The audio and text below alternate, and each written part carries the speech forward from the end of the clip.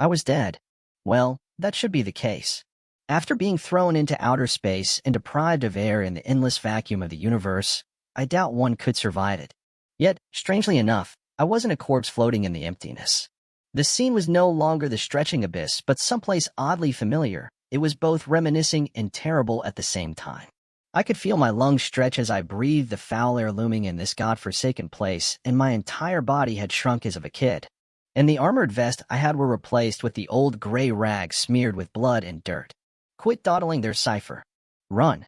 A familiar voice called, then something swooshed from my side, and from her sight, I was paralyzed. I said, run. Gabby? I asked, yet the voice I let out was of a higher pitch. A child's voice. Who else? You dork. And don't you dare drop that black orb, she pressured, grabbing my left hand and dragging me into the alleys of the slums, trying to ditch the angry mobs in our tail. She was far younger than I had last seen her, having features of someone who's just about to enter puberty and not the lifeless corpse of someone in her 40s.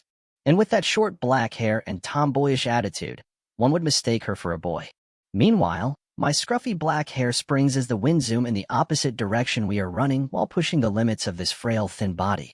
I'm starting to remember this place, this time. It was 28 years ago.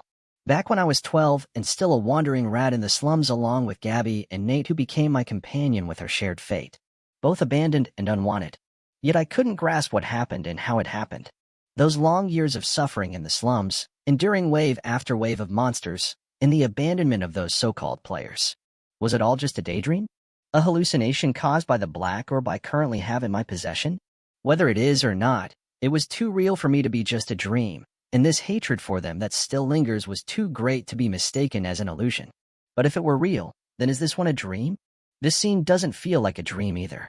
The foul stench is rotting my nose. The cuts I had were starting to sting, and my heart beating in the crazy turn of events is too realistic. Want to know what happened next? Read the rest of the chapter on Webnovel.